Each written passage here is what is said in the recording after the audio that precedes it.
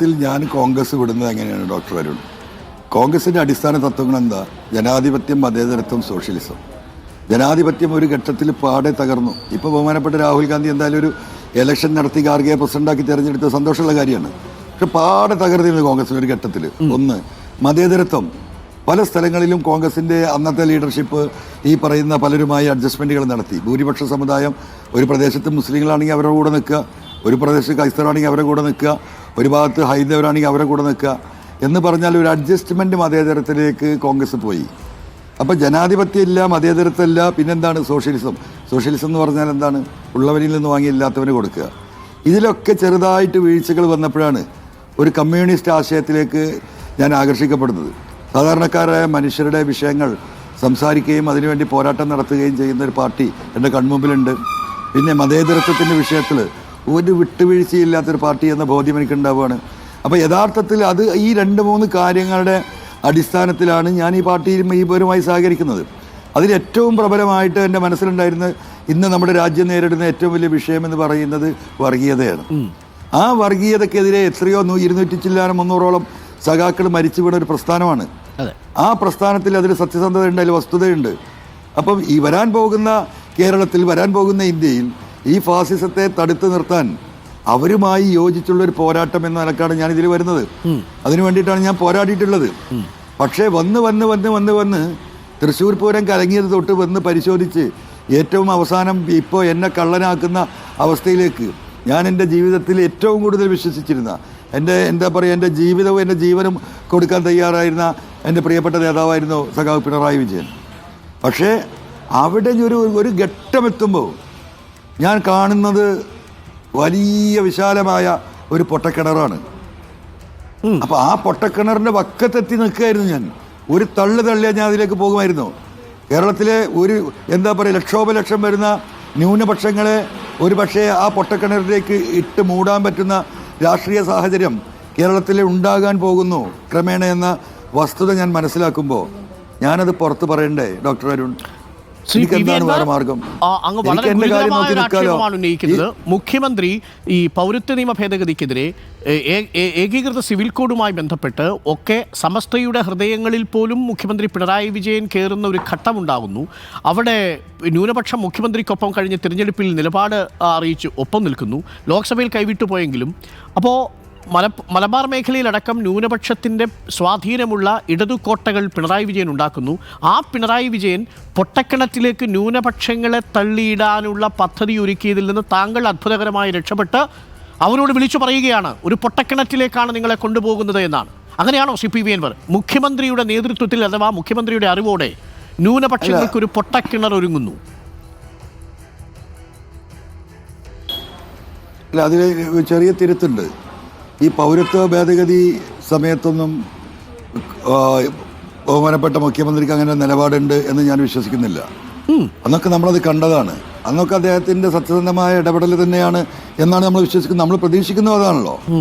അപ്പം അതെല്ലാം കഴിഞ്ഞ് ഇതിപ്പോൾ ഒരു അടുത്ത കുറച്ച് കാലഘട്ടമായിട്ട് കഴിഞ്ഞൊരു 1.5 വർഷമായിട്ടുണ്ടായിട്ടുള്ളൊരു ഡെവലപ്മെൻറ്റാണ് ഈ പറയുന്ന BJPയുമായിട്ടുള്ള അന്തർധാരയും ഈ പറയുന്ന ADGP അജിത് കുമാർ ഇതിലേക്ക് കടന്നു വരികയും അദ്ദേഹം ഈ പറയുന്ന തൃശ്ശൂർ പൂരമടക്കമുള്ള സംവിധാനത്തിൽ ഇടപെടുകയും BJPയെ ജയിപ്പിക്കത്തക്കുള്ള ഒരു രാഷ്ട്രീയ മണ്ണൊരുക്കാൻ തൃശ്ശൂരിനെ സജ്ജമാക്കുകയും അതിനുശേഷം ഞാൻ കൊടുത്ത പരാതിയിലെടുത്ത നിലപാടുകളും അത് ഞാൻ പരിശോധിക്കുമ്പോൾ എനിക്കുണ്ടായ ബോധ്യങ്ങളും, അപ്പോൾ ഈ ഒരു 1.5 വർഷത്തിൻ്റെ അകത്താണ് ഇത്ര വലിയൊരു ഡെവലപ്മെൻറ്റ്.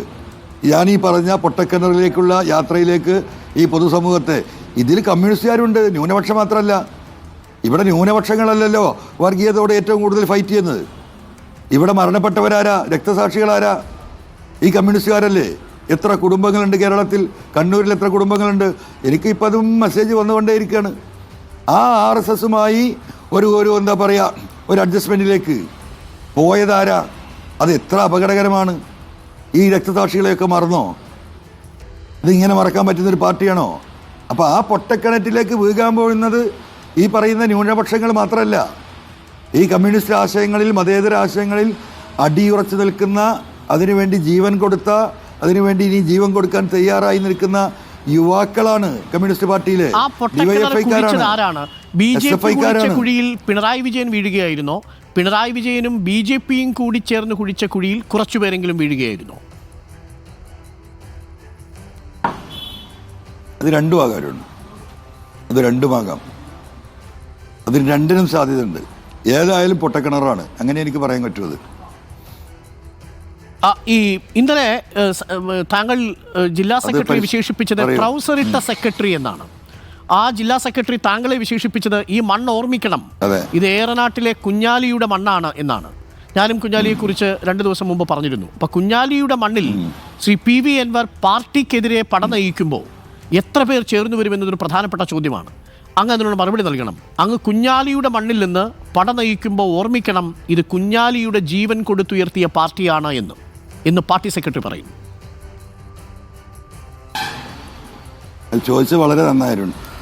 ഇന്നലെ എനിക്ക് പറയാനുണ്ടായിരുന്നൊരു മെയിൻ പോയിന്റ് ആയിരുന്നത്. ഇന്നലെ സത്യത്തിൽ അത് സാധിച്ചില്ല, വിട്ടുപോയി. അപ്പോൾ ആ ചോദ്യം വളരെ നന്നായി. കാരണം സഖാവ് കുഞ്ഞാലിയുടെ മണ്ണിൽ നിന്ന് തന്നെയാണ് ഞാൻ വിജയിച്ചു കയറുന്നത്. സഖാവ് കുഞ്ഞാലിയുടെ ധീരോദാത്തമായ പോരാട്ടം തന്നെയാണ് നിലമ്പൂരിൽ മാത്രമല്ല കിഴക്കൻ ഏറനാടിൽ മുഴുവൻ കമ്മ്യൂണിസ്റ്റ് പാർട്ടിക്ക് അടിത്തറ ഉണ്ടാക്കി കൊടുത്തത്. ആ അടിത്തറ ഉണ്ടാക്കിയ മണ്ണിൽ നിന്ന് ഞാൻ പോരാടി ജയിക്കുമ്പോൾ, ഞാൻ 2016 തെരഞ്ഞെടുപ്പ് മത്സരിക്കുമ്പോൾ എനിക്ക് കെട്ടിവെക്കാനുള്ള പണം തന്നത് സഖാവ് കുഞ്ഞാലിയുടെ പത്നിയാണ്. കോഴിക്കോട് പോയിട്ടാണ് ഞാനത് സ്വീകരിക്കുന്നത്. ആ തന്ന പണം ഇലക്ഷന് കെട്ടിവെച്ച് തെരഞ്ഞെടുപ്പിലേക്ക് ഇറങ്ങിയ ഒരു വ്യക്തിയാണ് ഞാൻ. ഈ കഴിഞ്ഞ 8 വർഷക്കാലത്തിനിടക്ക് എത്രയോ കുഞ്ഞാലി ദിനങ്ങൾ, 8 കുഞ്ഞാലി ദിനങ്ങൾ ഇവിടെ കടന്നുപോയി. ആ 8 കുഞ്ഞാലി ദിനങ്ങളിലും ഞാൻ പ്രസംഗിച്ചിട്ടുള്ളതാണ്. ആദ്യഘട്ടത്തിൽ നിലമ്പൂരിൽ വരാൻ പോകുന്ന ബൈപ്പാസിൻ്റെ പേര് സഖാവ് കുഞ്ഞാലി എന്നാക്കണം എന്ന് പാർട്ടിക്ക് എഴുതി കൊടുത്ത് പാർട്ടി ഏരിയ കമ്മിറ്റി കൂടി തീരുമാനമാക്കിയതാണ്. രണ്ടാമത്തെ കാര്യം, വരാൻ പോകുന്ന കോളേജ് ഇപ്പം അപ്രൂവ് ചെയ്ത് കെട്ടിടം പണി തുടങ്ങാൻ പോകുന്ന കോളേജ് അത് സഖാവ് കുഞ്ഞാലിയുടെ പേര് നാമധേയത്തിലാകണമെന്ന് ഞാൻ പാർട്ടിക്ക് കൊടുത്തു.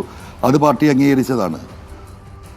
മൂന്നാമതൊന്നുകൂടി ഉണ്ടായിരുന്നു, ഞാൻ ഓർക്കുന്നില്ല പെട്ടെന്ന്. അപ്പോൾ എനിക്ക് ഈ ഏരിയ ജില്ലാ സെക്രട്ടറിയോട് ചോദിക്കാനുള്ള ഡോക്ടർ അരുൺ, ഈ കുഞ്ഞാലിയുടെ പേരിൽ ഈ നിലമ്പൂർ മണ്ണിൽ ഒരു വായനശാലയ്ക്കൊരു റൂം ഉണ്ടാക്കി കൊടുക്കാൻ അദ്ദേഹത്തിൻ്റെ നാമധേയത്തിൽ ഈ പാർട്ടിക്ക് സാധിച്ചിട്ടുണ്ടോ? ഒരു റൂം പാർട്ടിയുടെ നേതൃത്വത്തിൽ ഉൾപ്രദേശങ്ങളിലൊക്കെ പാർട്ടി സഖാക്കൾ പാർട്ടി ഓഫീസിനുണ്ടാക്കുമ്പോൾ പേര് വെച്ചിട്ടുണ്ടാവും.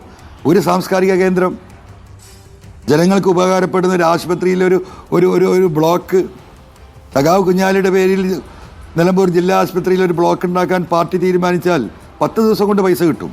10 ദിവസം കൊണ്ട് കേരളത്തിലെ മുഴുവൻ സഖാക്കളും അതിലേക്ക് പൈസ അയക്കും.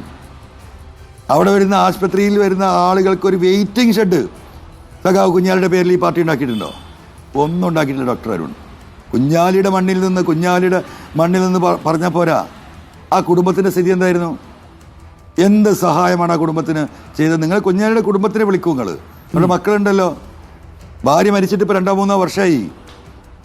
എന്താണ് പാർട്ടി അവർ ആശുപത്രിയിൽ കിടക്കുമ്പം അവർ സാമ്പത്തികമായി എന്ത് ചെയ്തു കൊടുത്തു എന്ന് നിങ്ങൾ അന്വേഷിക്കണം. ആ കുടുംബത്തോട് ആരോട് നിങ്ങൾ ചോദിക്കണം. മക്കളുടെ ഇന്നത്തെ സ്ഥിതി എന്താണെന്ന് അന്വേഷിക്കണം.